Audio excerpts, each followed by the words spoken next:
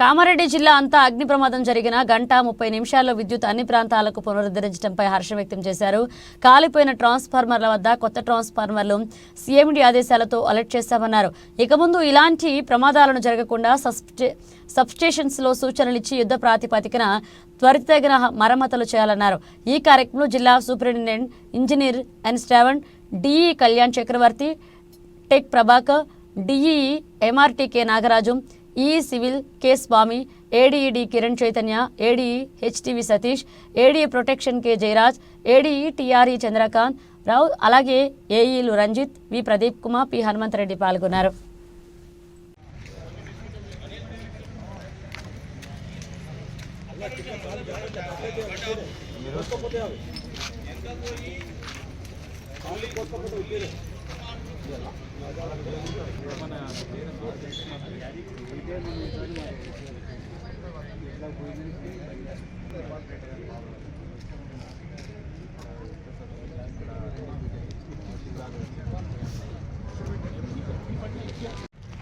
నిన్న ఏం జరిగిందంటే కామారెడ్డిలో పవర్ ట్రాన్స్ఫార్మర్ మీద ఒక స్పార్కు మధ్య వైఫేజ్ కదా, వైఫేజ్ బుషింగ్ అని ఉంటుంది.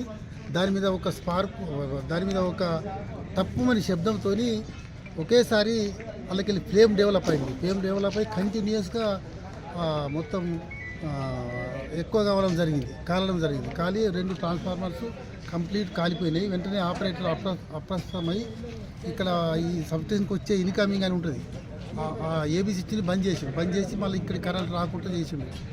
పెద్ద నష్టం తప్పింది దానివల్ల. ఇది సబ్స్టేషన్ ఆపరేటర్ అప్రస్తుతగా ఉండుట్లా. కాబట్టి దాన్ని వెంటనే మా సిబ్బంది ఏం చేశారు, ఇక్కడ కామారెడ్డి ఈ ఆల్టర్నేటివ్ సప్లైని వేరే 3 సబ్స్టేషన్లు ఇచ్చి మళ్ళీ ఈ కామారెడ్డి ఎక్కడైతే ఫీడ్ అవుతుందో ఆ 3 కాలనీస్కు ఇక్కడ వేరే దగ్గర ఇచ్చిండు. ఒక 45 నిమిషాలలో మనకు కరెంట్ మొత్తం రెస్టోర్ అయింది, మామూలుగా అయిపోయింది. తర్వాత ఈరోజు ఏం చేస్తున్నామంటే నిన్ననే వెంటనే మాకు వరంగల్కు ఇంటిమేషన్ వచ్చింది, ఇట్లా ఫెయిల్ అయిన 2 కాలిపోతాయని అనగానే మా సీఎండీ గారి ఆదేశాల మేరకు, వరుణ్ రెడ్డి సీఎండీ గారు వరంగల్లో ఉంటారు, వారి ఆదేశాల మేరకు వెంటనే నన్ను ఈరోజు పంపి ఆ 2 కొత్త ట్రాన్స్ఫార్మర్ కూడా అలాట్మెంట్ ఇచ్చినాం. ఇప్పుడు అవి ఈరోజు సాయంత్రం వరకు వస్తాయి ఇక్కడికి.